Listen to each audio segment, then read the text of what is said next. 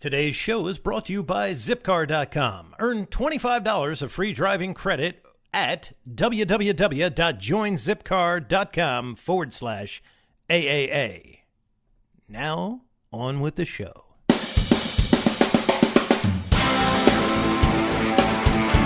Neck-throughs, guitars, they're like a guy that won't have a beer with you. I want to hear what's pushing the notes.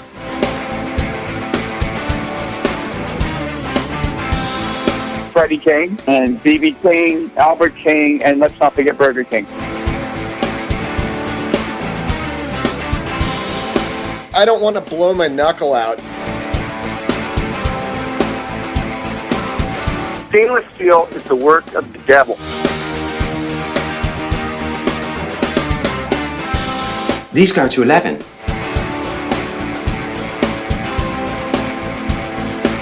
From the East Amplification Tone Labs in Baltimore, Maryland, it's the Amps and Axes Show. With your hosts, Jeff the Godfather of Low Wattage Amps Bober and Mick Marcelino.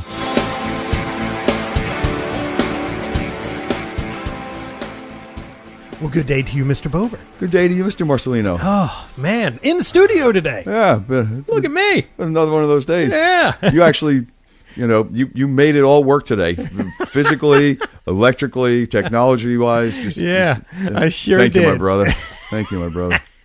Well, look, everybody else is making it happen for us, too, and that's called our fans. That's you guys listening, and we can't thank you enough, man. That's right. We could not do it without you, and that's right.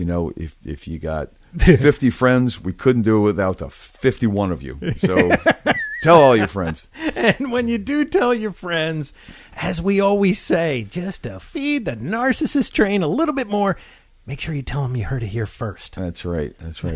Yeah, and, unfortunately, today's not going to be a first. It'll be fresh information. That's right. From a prior guest. And I just, so this guy is you the heard guy. it here first a second time. So we're going to take a break, a pause for the cause, come back with our guest of the week. Back on with us after, it's been a long time. Yeah, it has. It's been a long time, but he's back with us again this week. So we will be back with Mr. Pete Thorn. Hi, this is Sam Coulson, guitar player in Asia, and you're listening to Amps and Axes. Zipcar, baby. Drive cars by the hour or day with gas and insurance included. Zipcar is the world's largest car-sharing network, providing wheels when you want them. Customers pay only for the time they actually use the vehicle and have no responsibility for additional costs and hassles associated with car ownership.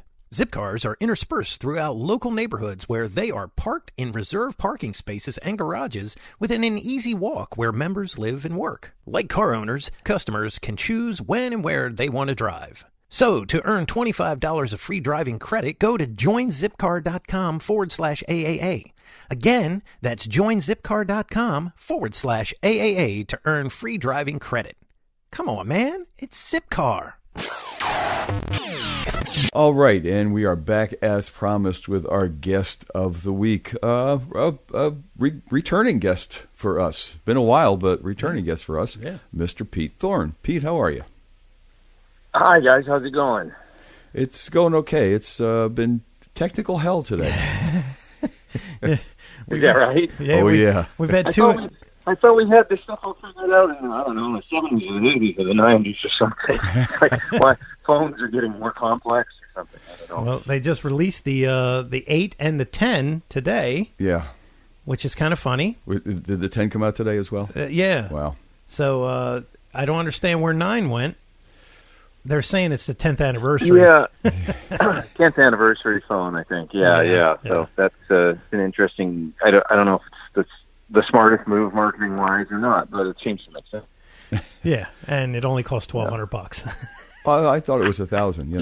I had 1,000. Maybe it is 1,000. I had 1,000 saved for it. Not buying that damn I just bought thing. a 7, so it's like I'm going to be on the old version for a while. Yeah, that's right. Like 2 months ago, I got a new phone, and so I'll be sticking with it for a while. Yeah, I'm sure it works just fine. So I wanted Absolutely. to tell you when we all, like everybody did, we got the news about Chris Cornell's passing, right? Yeah, that was tough. And I remembered, and I follow Pete. I do all of our Instagram stuff, and I follow Pete, and I saw that, and I went, oh yeah, that's right. I totally forgot he was Chris's guitar player, And then and as far as it goes with guitar players, I've probably quoted Pete more than any of them on this show. And it was always, you kind of started, and if you go back in our episodes and you listen to the one where Pete was on, he really gave us that first episode where he said, you just say yes. Right. Right. Because you had not worn in-ear monitors, and the guy that was like up for it, it was like between you and another guy that was up for the gig, and when they went to you, do you wear in-ear monitors? You were like, yeah. And that basically might have gotten him the gig. Yeah. I think that might have been for a different gig that I was telling that story, but I get it. That definitely applies. Yeah. You're just sort of saying to go in and be amenable to whatever, that kind of thing. Yeah. Absolutely. And it was, and now that we've done literally 97 of these shows, we're starting to see that pattern has repeated itself numerous times. Oh my God. Yeah. Any guy that's been on this show that is like one of these utility guys or the guy that can come in and do your stuff. Or up for a gig. They all say the same thing. Don't be a dick and say yes. Right. Seems to work for most guys. Well, yeah, I mean, it's pretty straightforward, really. You just want to be an asset as opposed to something that is, like a problem. You just want to be one less thing to worry about. I think you want to be somebody that's a problem solver and amenable, and that definitely goes a long way. For sure, it's a huge part of it. I think. Yeah, of getting any job, really, right? Oh yeah, yeah, absolutely. Doesn't matter what you do.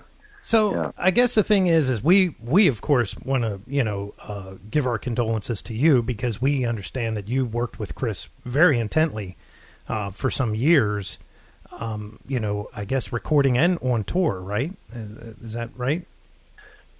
Yeah, I worked on his solo album that came out in 2008 or 9. I worked on that with him, as well as it was mainly touring work, but I did work on that record as well. And then we had association throughout the years after that, leading up until his passing. So, he's and really, more than anything, I mean, he was a pal, and so I appreciate you guys saying that. He's, I'll always miss him. He was a great friend to me, and some of my happiest times playing music, for sure. We're with him, and I'll always feel that way about it. And it's been a hard time, a really hard time. It's been a tough year, and it's exceptionally hard. And I know a lot of people feel this way because it just doesn't make sense. He seemed like he was just kind of on top of the world. And it just came as such a shock that, a shock about it. I think about him every day and realize, like, I can't believe that guy's gone, it still hits me on basically a daily basis, where I think about it and, like, that just doesn't add up. Like, it doesn't make sense that he's not here anymore. So anyway. Wow. Were you, I'm sorry to cut you off, were you a friend of his before you started playing with him, or was it vice versa? How did that gig all come about? No, I'd never met him prior to the first day that I auditioned. Wow. It was a guy in town that was setting up the auditions, and it was about, I had about a 12-hour notice before the audition. It's just, about midnight one night, I got a email saying, if you want to audition for Chris Cornell, come tomorrow and know these 5 songs, Good God. And I was working in the studio.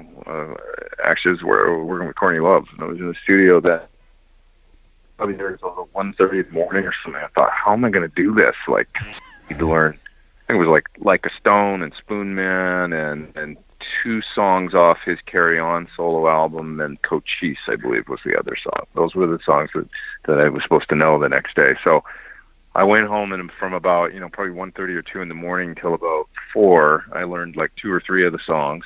And then I went to sleep for like 3 hours, and I got up at like 7, and I started working again, learned 2 more of the songs, I think I had about 4 of the songs, pretty dialed, and then one of them I just kind of was like, well, I'm just going to kind of have to slightly half-ass this one because I don't know if I can, cram all this in. But I mean, I did everything, like as far as like, Like a Stone, I had the whammy solo and all that stuff. I had the right gear. And I went in 12 hours later and just did the audition, and it ended up being kind of I think we got a call back the next day to go back and play, and then about a week went by, and then I went back and did a final, sort of a second call back, and that was the guy ended up being the band.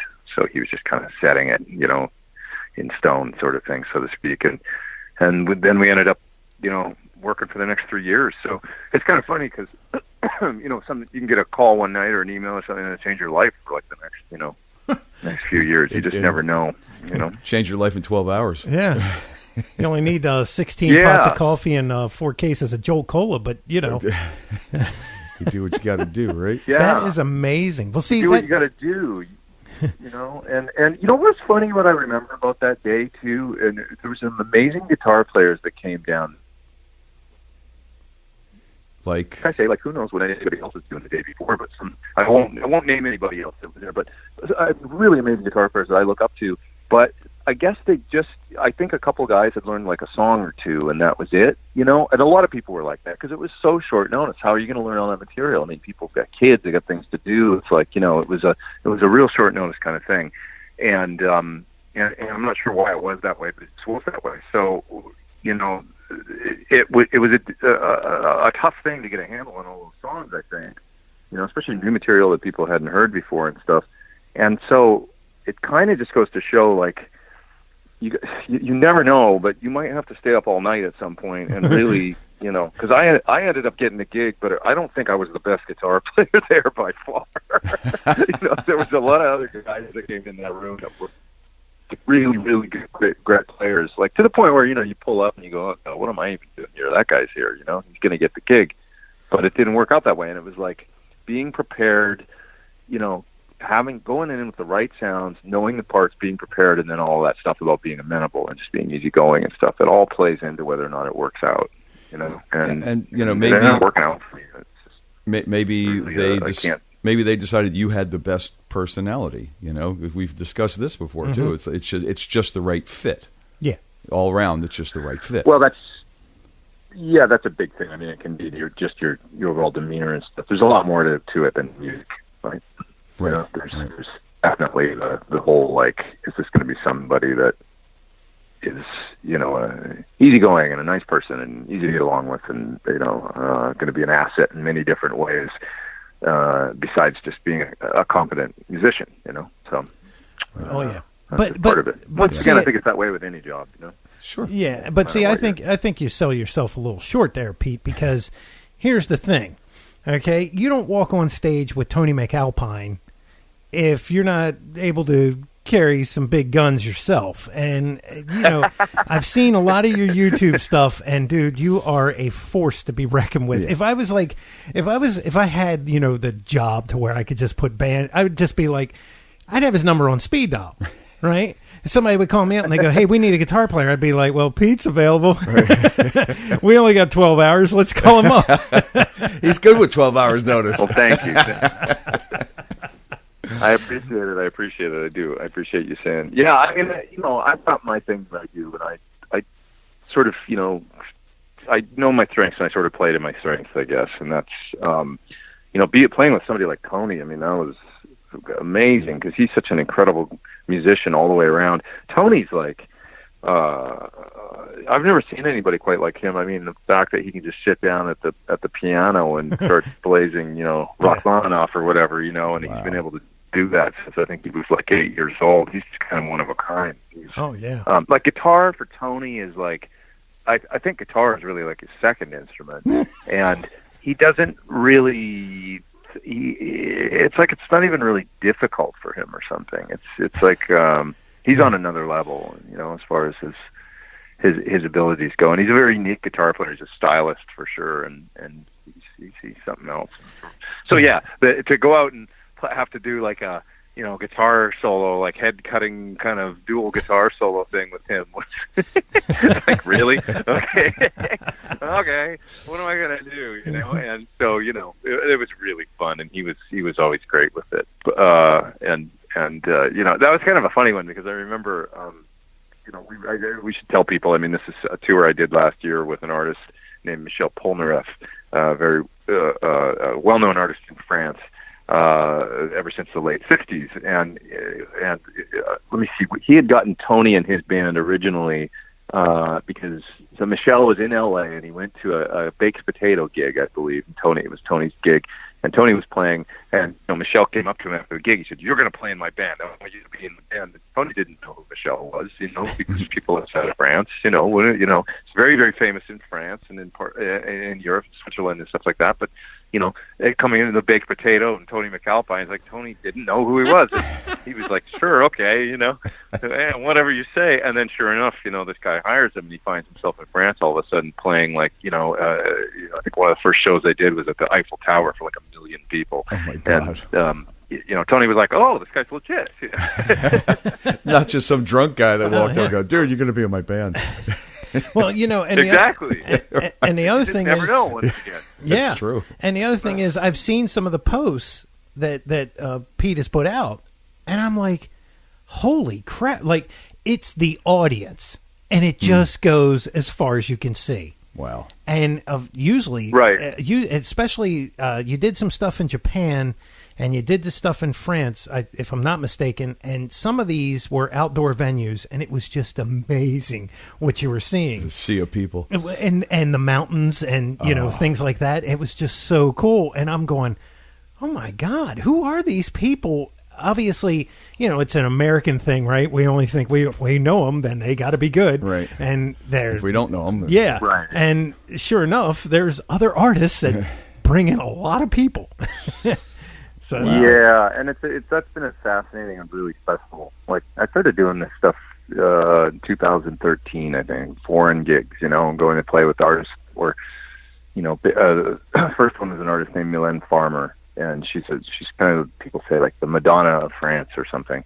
And so that's the first kind of exposure to it that I'd had, going to do a gig with a foreign-based artist that was big in their country, but people might not know who they are in America necessarily.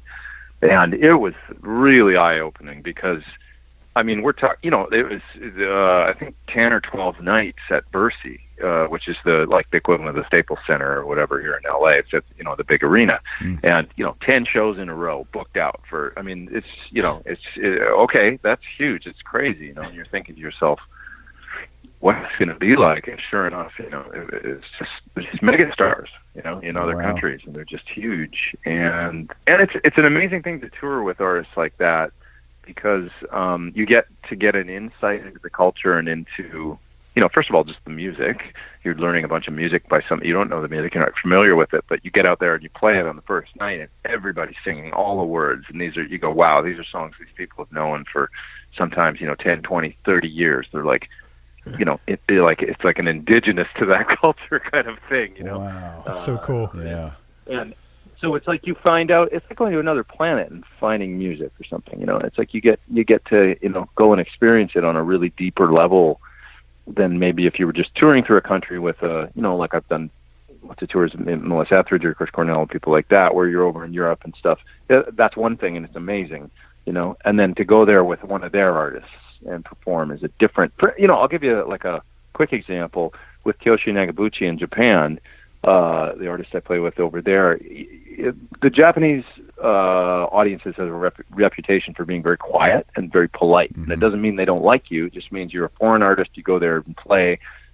Many times the audience is very quiet. They're sitting down, clapping politely between songs and, that kind of thing.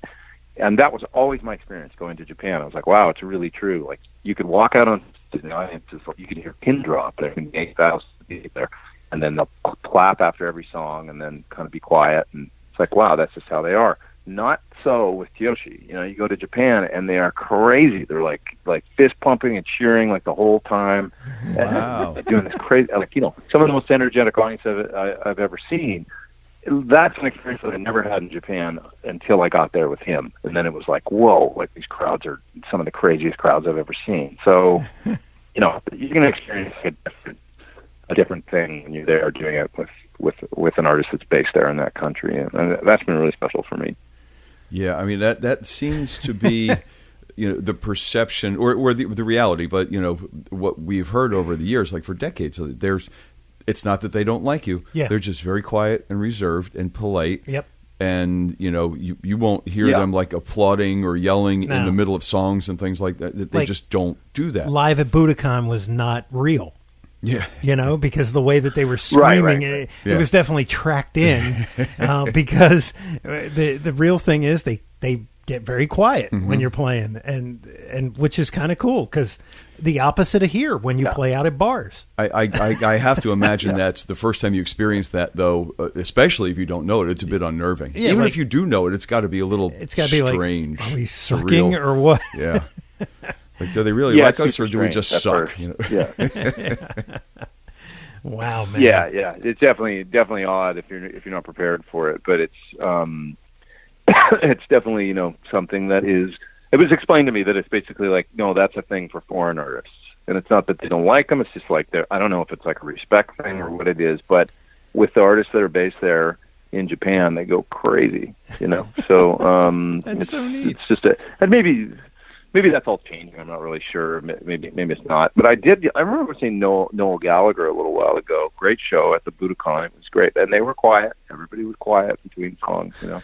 Wow. And, you know, we just played Budokan and they're bonkers, you know, which it doesn't have anything to do with it. It's just a cultural thing with how they treat, you know, the foreign artists, I guess. It's just, I don't know if it's trying to be polite or what it is, but it is really interesting. Yeah. That is neat. It's a fascinating place, Japan.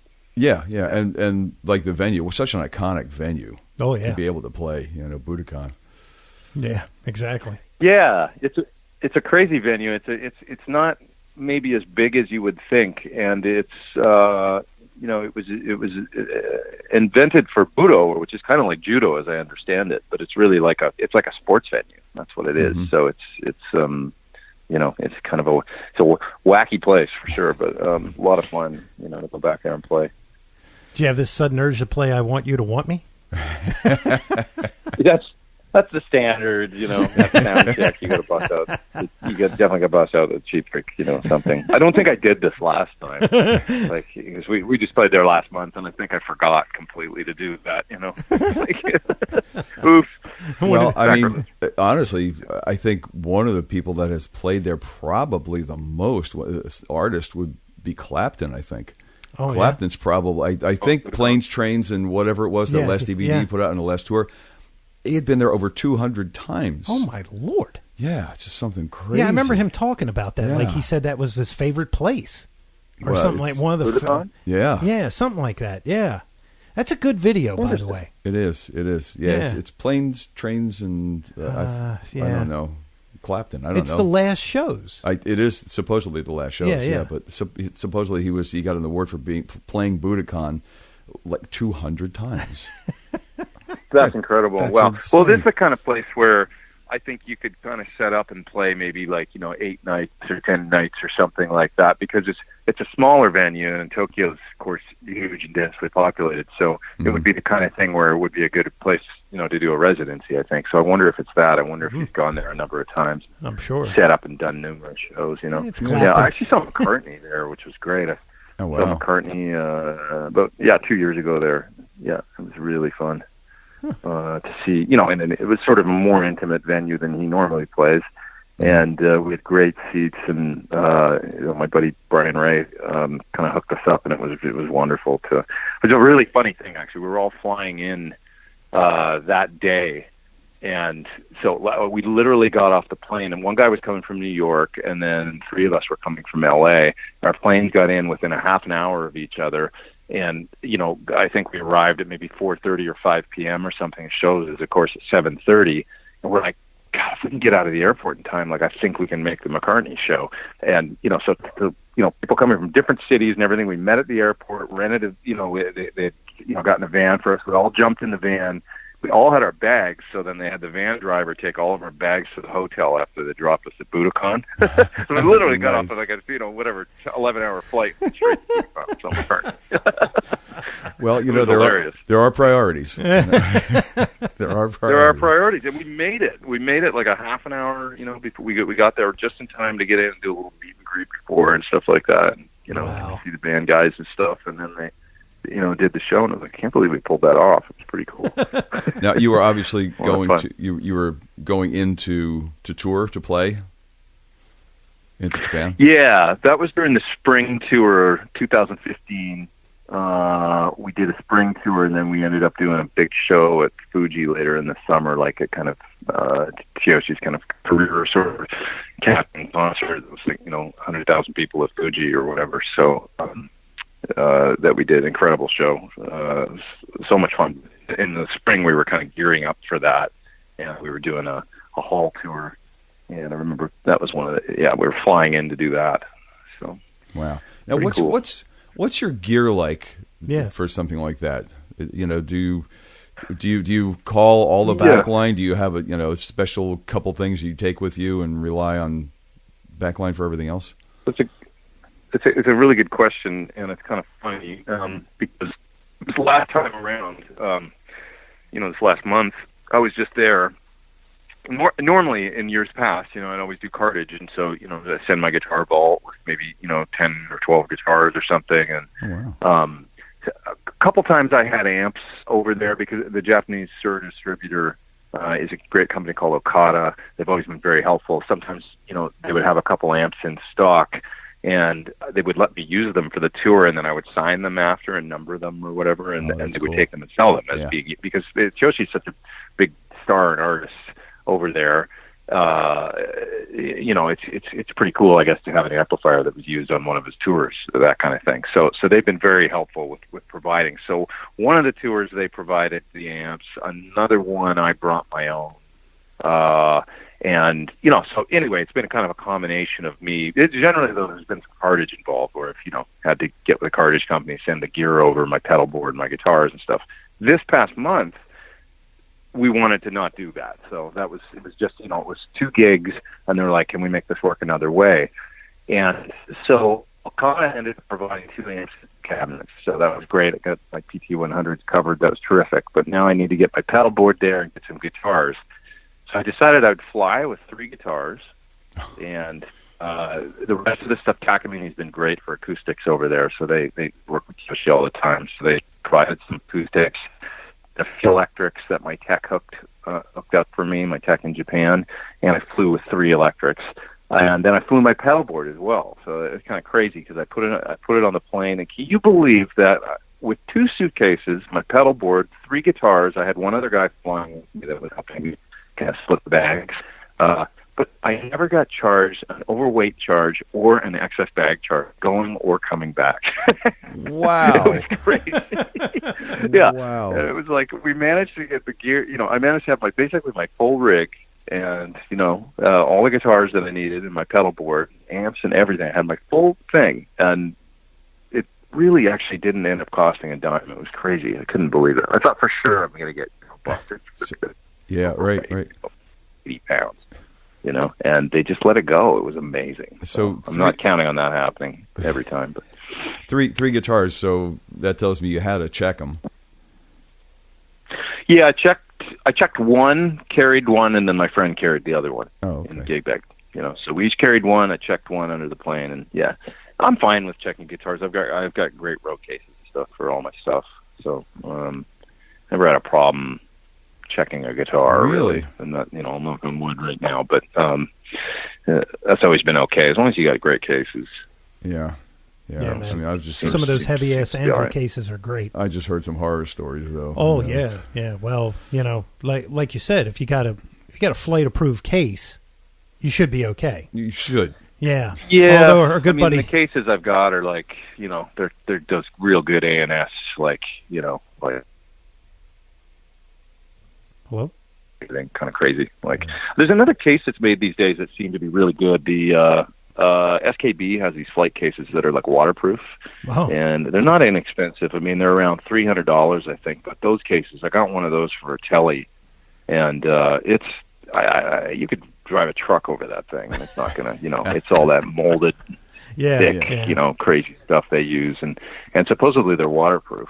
Yeah, well, they got it'll float in the ocean. So. They got all the military contracts for all the radio equipment and laptops and really? Yeah, SKB has been heavily involved with the military for some years. And if you go on their website, you'll actually see the instrument side, which is kind of small. Oh, I bet. And then you see the military side, and it's like, oh, I see. They make all their money from the military. So the good part is, though, Pete, and this is just me being a jerk, but if the plane ever goes down, the guitar is going to be floating, so go to the guitar. Screw your seat cushion and get to the guitar. Just float on the guitar. Right. It's longer. It's, you can lay on it. You can bask in the sun. You Seems can like it'll be a little comfortable. Put a freaking sail on it. You know what I mean? Right. Just don't open it to check on the guitar. That's right. Yeah, do not open it. Do not open, right. So you said you took 3 guitars. People what did you ask take? you what guitar you would have on a desert island, be like, the one that's in that case that's floated. That I float in on. Exactly. So I got to the island. I got to the island on the damn guitar. Exactly. That's funny. So you said you took 3. You said you took 3. What did you take? So I took my telly and my Scala, which is a kind of a custom Les Paul type thing, and then of course I took my my signature Sir, which is brand new thing that we brought out this year. But that guitar I'm just loving, and so I play that most of the time. But sometimes you just need a telly for certain things, and sometimes you need a Les Paul for certain things. So I can basically cover it with those 3. Yeah. Yeah.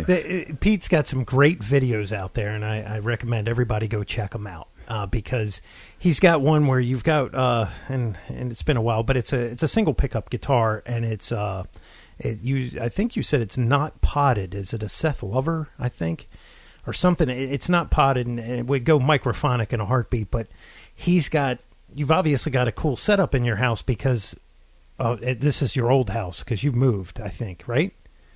Yes. Right. Yeah. I think I know the guitar. You're talking about the gold guitar that I put a super distortion in. Is that what it is? And he goes, but the amp is in another room, and this thing sounds like it's turned on 50. I mean, it just sounds so good. And you can do that Van Halen thing, man. It's just like it's there. Mm. And now he's got his own signature amp from Sir, right? You've got your own signature amp from them too? PT100? The PT? Yes.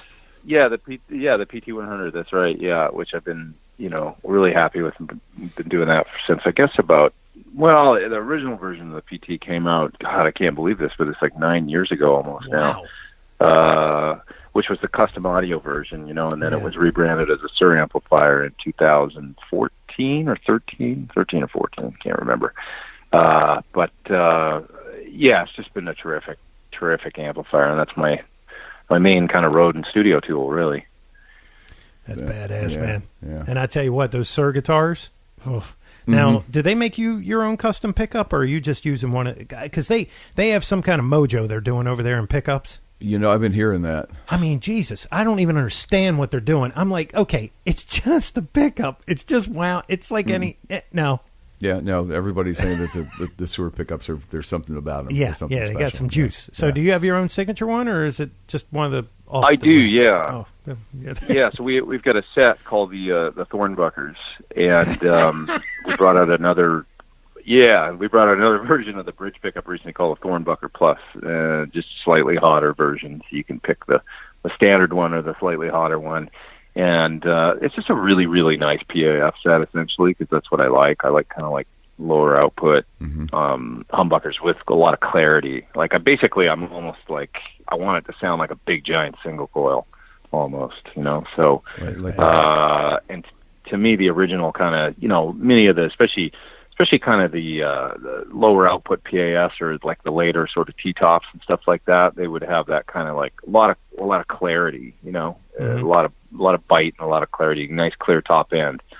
And so, we just wanted to make a set that balanced really well, that you could pop in like a Les Paul and use in all three different positions. And it's just like, you don't need to when you hit the neck pickup, you don't need to go make adjustments on the amp to make it sound right, compared to the bridge pickup, that kind of thing. I wanted it to be perfectly balanced in all three positions with a lot of clarity. And the other thing was I love it when you can switch to a single coil guitar. Like I say, like many times live, I'll use a Tele or something. Sometimes it's a 3 single coil, Strat or guitar or something, and then I'll want to switch guitar and not feel like I'm in a completely different, area code as far as like needing to, reset up the amp or something for the humbuckers. So it's nice to have that kind of be able to transition between single coils and humbuckers and not be completely different sound. So that's part of my love of kind of the lower output humbuckers. The other thing about it is I just feel like amps and pedals and everything these days, there's so many opportunities for gain. You can always get the gain, sustain, distortion, whatever it is that you want. So if you've got a super hot pickup, you're really sort of limiting yourself, I think, because no matter what, the real hot ones, they're always going to clip the front end of the amp, and they always seem to close down the tone a little bit in the top end. They just get, they seem to get middier as they get hotter. So, why limit yourself? You can you can always add gain on the amp. These days with modern amps, you can always add a pedal or something to change. But with the guitar, it's nice if it's got a nice sort of, there's a nice clarity to it as a sort of like a building block for your tone, and then you can alter it later on. But you can always get back to that, just nice, pure, clean. If you want it to be clean, it's nice to have a humbucker guitar you can actually play clean with. It's not just kicking the front end of the amp, into submission all the time. It's nice to have some clarity there. So. No, yeah, and the lower output ones seem to have like just a bit of airiness to them, which is really nice. But the thing about the really hot pickups, they do tend to get middier and lose definition. Mm-hmm. But they also, I've played pickups where it just seemed like the pickup itself was a bit dirty. Like nothing you could do to get a really nice clean from it. No matter how much you turned it down, there's still some inherent dirt coming from the pickup itself, and that's very limiting. Yeah. Exactly. Yeah, that's what I'm talking about. Is that kind of thing always kind of drove me a little bit bonkers, or couldn't. You can't really get the thing to be clean, and that drives me crazy. So yeah, I like it. I like it when I can get some definite sort of like clean tones of some sort out of a guitar. Absolutely. And I find with a lot of the hotter stuff, it seems difficult. Now, I saw a video with you where you were demonstrating the new amplifier, the cabinet, the powered cabinet, and I don't know if you had the pedal, the pedal or not, but. It was so weird because he couldn't put the mic up to the cabinet. He had to put it in the room because it's a full range speaker. Mm. Yeah. It's made for the modeling. It's made for modeling. That's right. Yeah. And they're like crazy loud, like 500 watts or something, that no one ever dares. Yeah. and that was the strangest. I was like, how is he going to do this? Because you were like, there's no way you can put a microphone up next to this thing. It won't sound right. So he had one out in the room, and he goes, and this thing is crazy loud. He goes, because obviously you got to get the sound to the microphone so we could hear it. And that was one of the better ones I ever heard, because I was like, there's other people out there that have tried it, and it doesn't work. The video comes up weak. So, like, as far as trying to mic up a full range cabinet. Yeah, it was kind of interesting. Yeah, I ended up using an Earthworks mic in that video, which is just a very true kind of. It's one of the flattest microphones you can get. I think these TC30K mics from Earthworks. They're almost like a reference mic. You could use them to tune a PA, that kind of thing. Like, they're just very, very flat and true. And I just stuck that back about, I think 4 feet from the cabinet or something. It's like, yep, that's what it sounds like. It kind of hears like your ear hears, really, these Earthworks mics. And that seemed to work, to kind of, but I was really just trying to sort of say, like, this is something you're going to have to try on your own in order to really get it. But they're essentially like a PA cabinet, they're full range. And I even brought up to the company, I said, guys, I said, no offense to what you're trying to do and also the modeling world, but I was like, kind of like, screw the guitar market. Like, these are insane sounding monitors. You should be going after, like basically the pro audio, like PA market. Yeah. Because they sounded so good. Those atomic, I can't remember the name, what they're called exactly, but it's the atomic full range speaker they kind of designed for Axe effects and Kemper, that kind of thing. And their own amplifier. And exactly. And this was actually before they even had their own modeling amplifier. Mm-hmm. The speakers they had back then. So, but one of the amazing things about it is that speaker's got a huge sweet spot due to this sort of coaxial design. It's way off, still hear your tone really well, and so that I thought was really cool. And then the other thing is it's the kind of the dual. It's got two inputs with two individual volume controls, and the thinking there with that thing was that you could run like the output of your modeler into it, and then you could also run an output from the desk, like front of house, the monitor. So you got a monitor guy or whatever, and he sends you because you need to get some kick drum or acoustic guitar or whatever you need in your wedge. So you can get a send from the monitor desk, plug it in there, and that's got one volume control.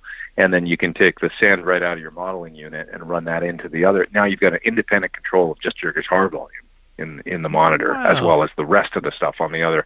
So I thought that was really cool. Like, that actually makes a lot of sense.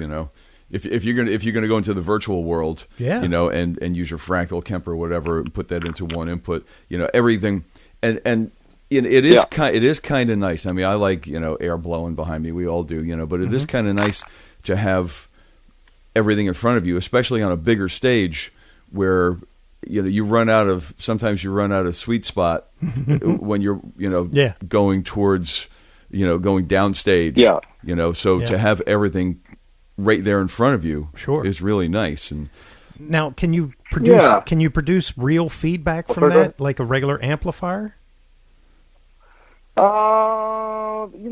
That's the one thing that I don't really like. I find that the feedback is not the same as when you're using a guitar cabinet. Like, you can definitely get feedback, and modeling's come a long way, and it's like there's this definite sort of place and time and use for it, I find. But there's something about this whole thing that I think that it's best to keep in mind, like the whole modeling, Axe effects, Kemper thing, is that sometimes with these products, like the full range, speaker cabs and stuff, I feel like people are trying to make it sound like a guitar cabinet. Like, it's like they're trying to replicate the experience of playing an amp in a room with a cabinet, and it's like, well, you're never going to do that because it's like physically a different thing that you. Sure. Yeah. It's in another room. It's off stage, listening to it through a studio monitor. That's what it is, and it's like it's always going to kind of sound like that. First of all, it's on the floor, facing up in front of you, like a wedge. Yeah. So those cabinets are kind of configured so you can put them behind you as well and like kind of stack them like you would an amp. But to me, it sort of defeats the purpose. I don't know. It's like with the modeling thing, I've always tried to keep a perspective of like, well, I'm not going to try and make this be the exact same listening experience or playing experience even as using a Marshall half stack or whatever. It's just to me, it's like if I want to do that, then I'll do that. Right. Yeah. And not. You know what I mean? Like, so when I started, just to give you an example, when I started using the modelers a lot, because I've done full tours where I've just used like an Axe effects, right? And like I did 2 weeks with Melissa Etheridge in Europe. Very first tour I ever did with her, I took the Axe effects because we had to travel light, and and so I said, well, I'm going to dive in with this thing, but I didn't use it through a cabinet or anything. I used it just with in-ears, so there was no sound on stage. I used it like a direct device with in-ears. I went, I'm just going to do this, and just kind of make the rehearsal and stuff. And the band at that point was all on in-ears and everything anyway. Nobody else could tell, that I was using it. When I switched literally from my amp rig one song, when we went to the next song, I played the Axe effects and just added into the in-ears. Nobody said anything. Melissa didn't say anything. The drummer sort of said, like, what is that your regular amp rig or is it the Axe effects? And in the in-ears, it's fine. Yeah. So it was like, well, I guess that's, there's the test right there. It's not bothering anybody, so I'm just going to dive in and do it like this. And, And I just kind of tried to like embrace it for what it was or whatever, and not try and make it like, you know, exactly like the experience of playing an amp in a room. Right. You know? So, you know, it's there's a time and a place, and you know, certainly since I started doing it back then, which was like 2011 or whatever, I mean, got a lot of people using campers now, a lot of people using Axe effects, and you know, it's become kind of a reality, like in the, you know, because it's easy and it's less expensive and there's less things that can go wrong, I guess, or things like that. But you know, I love it all and I use it all. I have a Kemper at home. I enjoy it. I use the Axe effects for a long time. Given my choice, I would still always use my amp if I could. I just love that. I love tubes. I love the way they look. I love the way they smell. I love having the amp there on stage. Being able to walk back and turn a knob is wonderful. Right. But if, you know, a gig, if there's other factors at play, if the budget dictates or simplicity or something like that, it dictates that maybe it's the right gig to use a modeling type unit on, I will do it. You know? So it just depends. And that's why he would be in my arsenal of guitar players. That's right. Because I wouldn't have to worry about him going, I can't take my amp. and you can I bring an amp on stage? Yeah. Okay. Well, then, you know. Yeah, exactly. Let's go. Right? And it'll have his name on it. Yeah. No, that's true.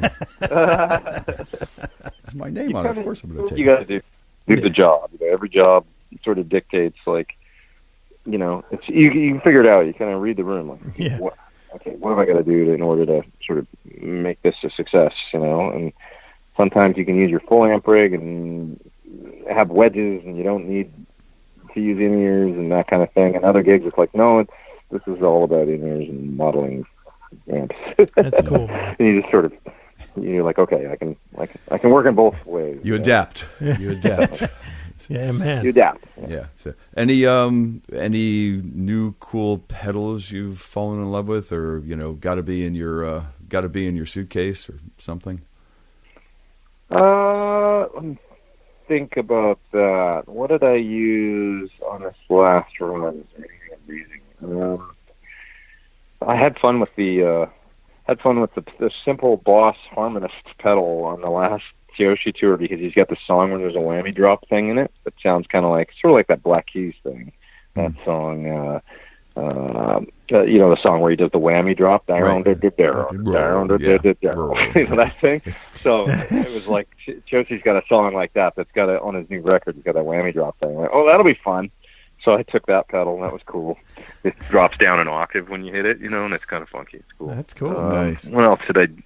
Yeah. What else do they have? I'm trying to think if there's anything else really interesting. I've got this new pedal called a Nux, how do you say it? Cerbers. Cerberus. And it's Cerberus, yeah. And it's Cerberus, the three-headed animal. See, there it is. That must be why they. Is that where that comes from? I didn't even know that. Yeah. It may actually be a biblical reference to a three-headed animal or something. Okay. I only know this because there used to be a band named that in New Jersey. We wound up seeing them in a club one night. It's the only reason I know that. I'm a veritable cornucopia of useless freaking knowledge. No, it's completely useful right now. I needed to know that. There you go. But it's actually it's a cool pedal. It's like a multi-effects pedal, but with the, you know, all the knobs on it. So you've got the delay section and the mod section, distortion and drive, but you can set the thing up kind of 4-cable method with your amps. You're running the drive stuff in front, and then all the mod stuff is mod and delay and all that's in the loop. Yeah. So I find that interesting, and it's also got the ability to load impulse responses into it. So you could use it, say, like either a guitar preamp pedal, and maybe have an entirely pedal board based kind of rig, or you could use it with an amp and a reactive load, maybe, you know, and you know, have a kind of a silent stage situation going with it. So that's really interesting. I've got it sitting here right in front of me, and I'm just got it here to make a video demo of, and I'll be getting into that soon. Cool. What else? Any in studio? Oh, I was gonna. You were still going through effects. I'm going through. Are you in studio anytime soon? What's the next project going on, et cetera, et cetera? But pedals are good too. Okay, I was thinking more pedals here, so don't stop me yet. Okay, a couple more. There's this new fuzz from BAE. So Brent Averill is the company, and they've got a fuzz pedal called the Hot Fuzz. Check that out because it's a silicone fuzz treble booster in one pedal. It's kind of amazing. Sounds nice. Great. Two of those classic kind of 60s effects in one pedal. It's really wonderful. So I like it a lot.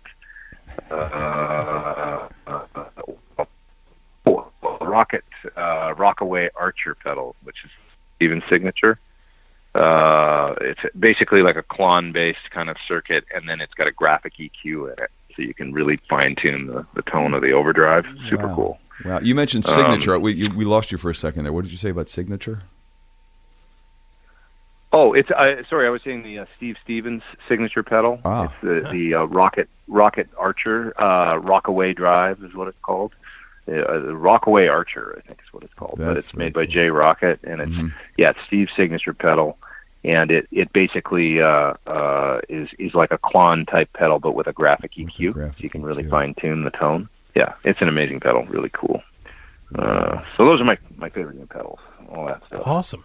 And as far as studio projects, I'm working on my record, and I've decided that in October I'm going to be just kind of taking like maybe a week to 10 days where I'm not going to do anything else at all. I'm just going to record stuff for my record, see how much I can get completed, because I was hoping to have it out by the fall, and don't know if that's going to happen now, but maybe by NAMM, is what I'm thinking. It'd be nice to have a new record out. So I was just going to kind of completely bust ass in October for like 10 days and see how much I could knock out on it then, and then see what I'm left with, because I've got about 5 songs that I'm working on right now for it, and then I just have to bust out like another 5 and then mix, of course. So so that's that.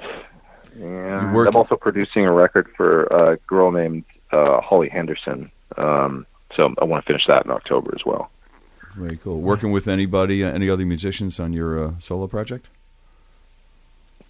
On my solo record, well, Steve Stevens has been playing on it. Wow. He's played bass and added keys to 3 songs, which is amazing. So that's really exciting. That's pretty cool. And yeah, I'd love to get some other. I've been thinking about asking some friends to kind of guest on it, stuff, do some, guest solos and that kind of thing, collaborate. So we'll see where it goes. It's Steve Stevens guy. That's not too shabby. Yeah. What I like is how Pete stole Steve's pedal. I totally stole his pedal. It's true. It's true. So you're going to be at NAMM, right? Oh yeah, so great. My God! Yeah. He's one of those guys. Are you going to be at NAMM?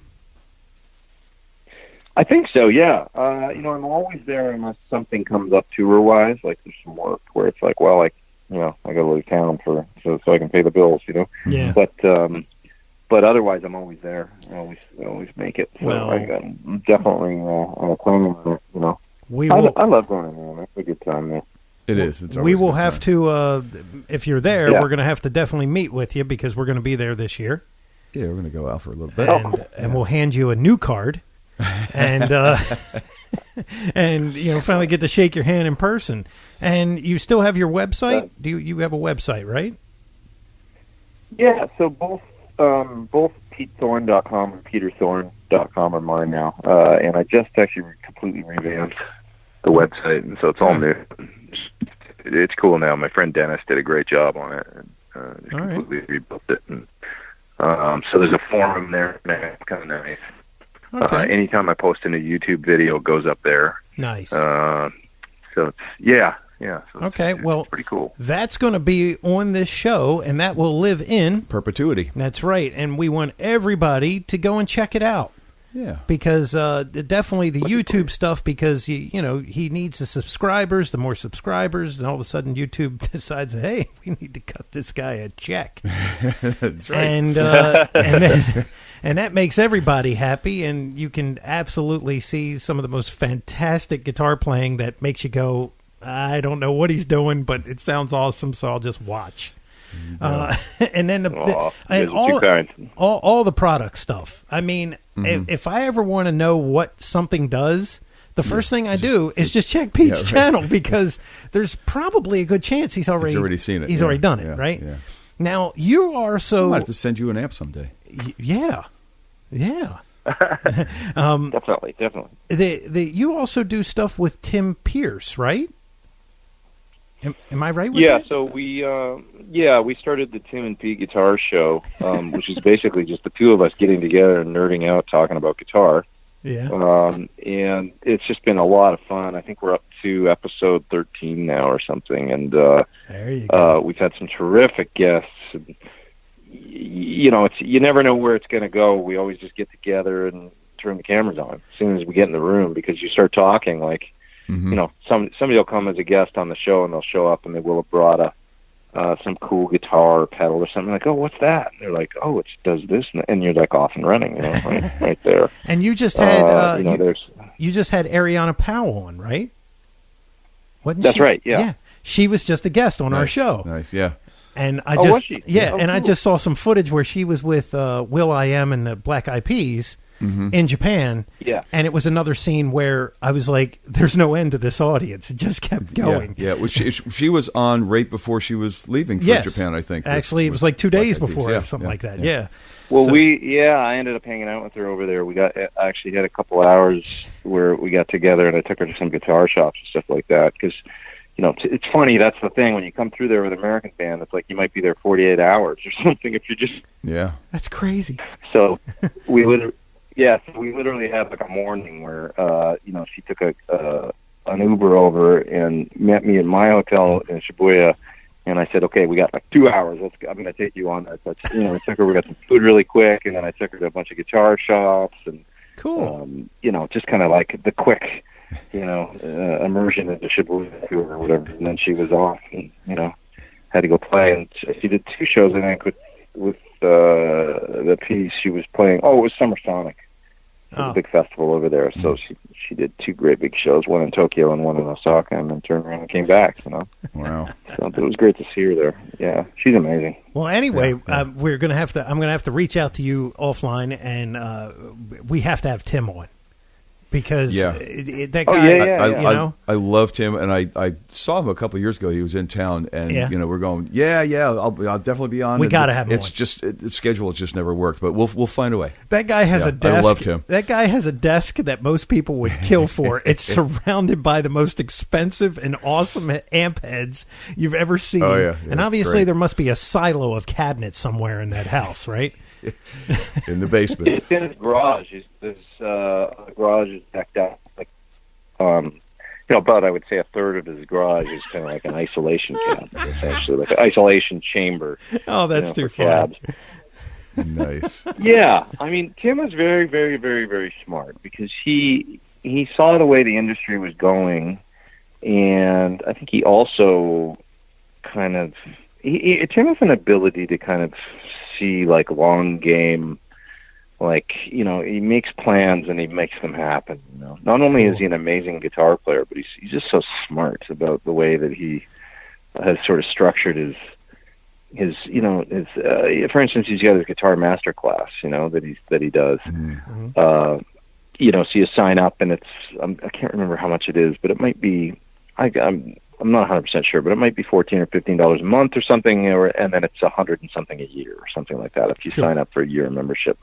If you do that, you get all access to all this tons of great video content, and anything he puts up, if you're a member, you get to watch, and it's just like you're taking lessons from one of the most recorded guitar players of all time, and somebody that's got just a wealth of knowledge and experience, which is amazing. So, but, when you think about the amount of effort and time that he had to put in, and sort of, time is money, he had to put in all that content and then see it through and launch the site and do everything.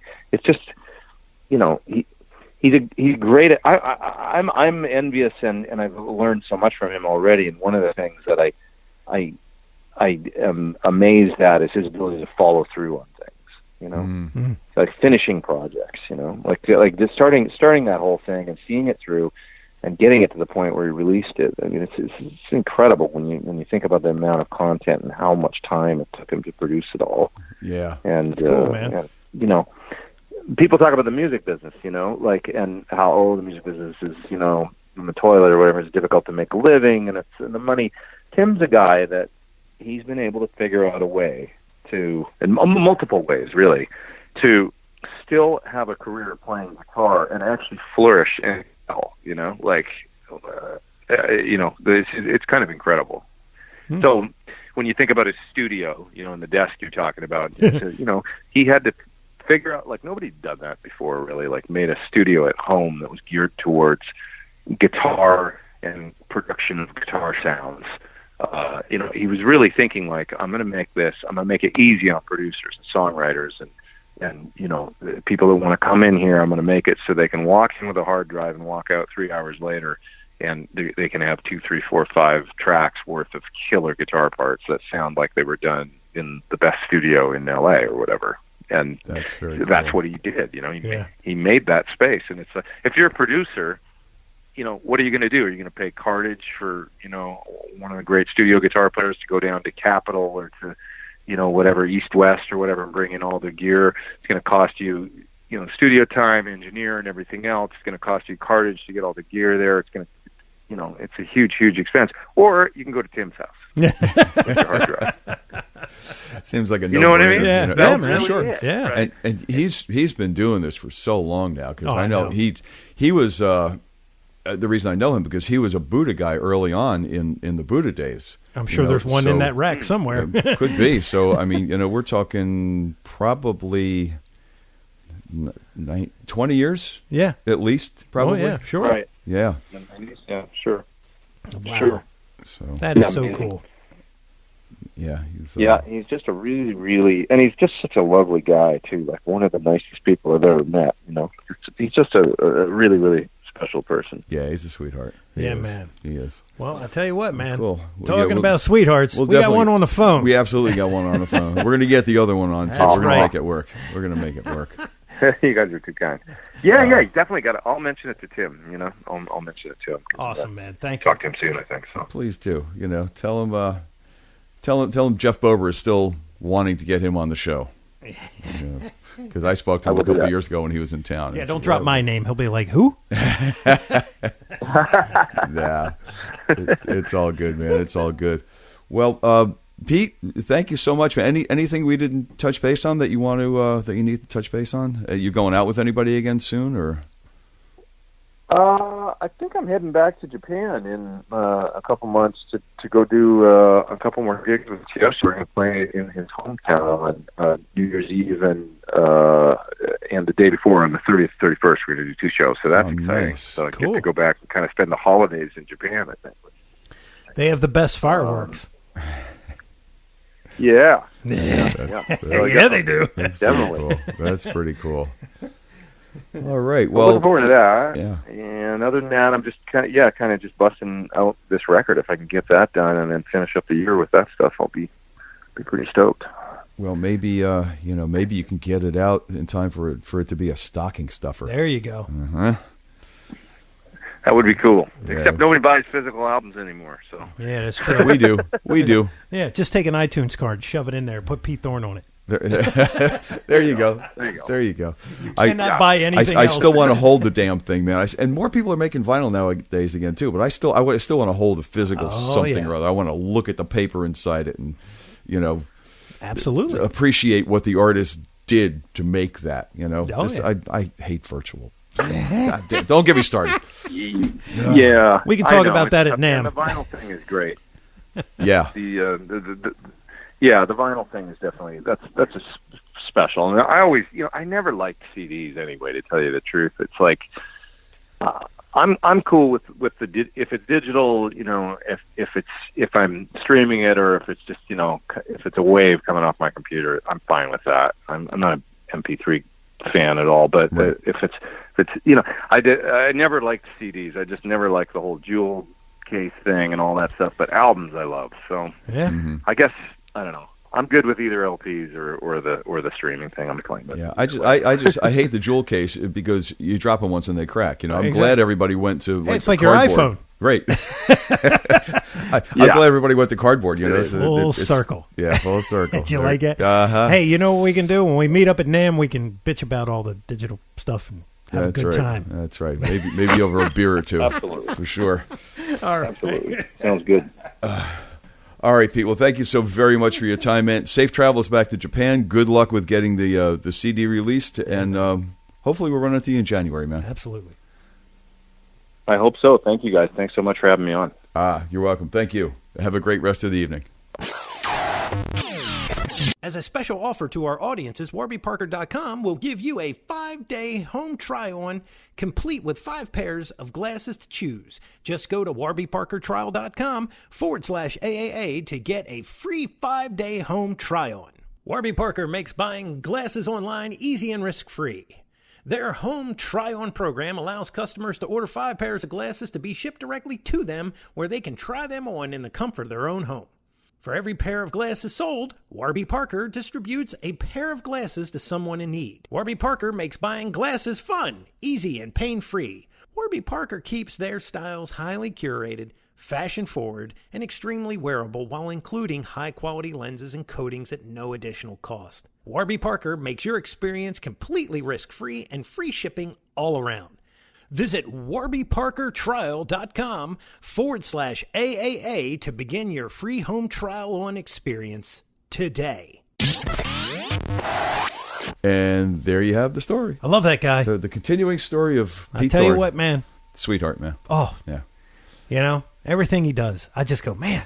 And it's like he thinks, it's like he just executes his thing, and I go, damn.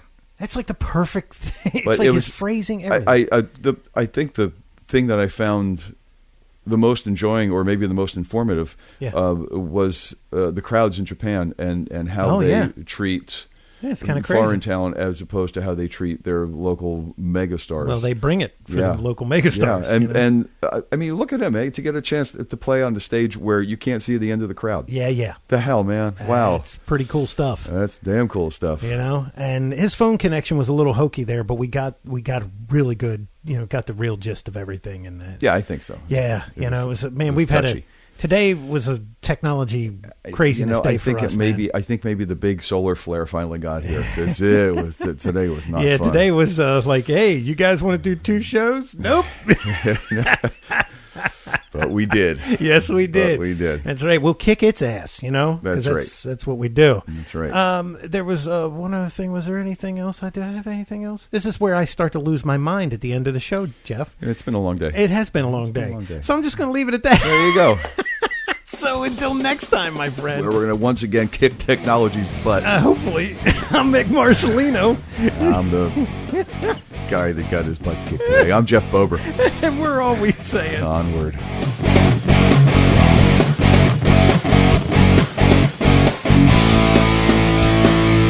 Be sure and follow the show on Twitter @AmpsandAxes.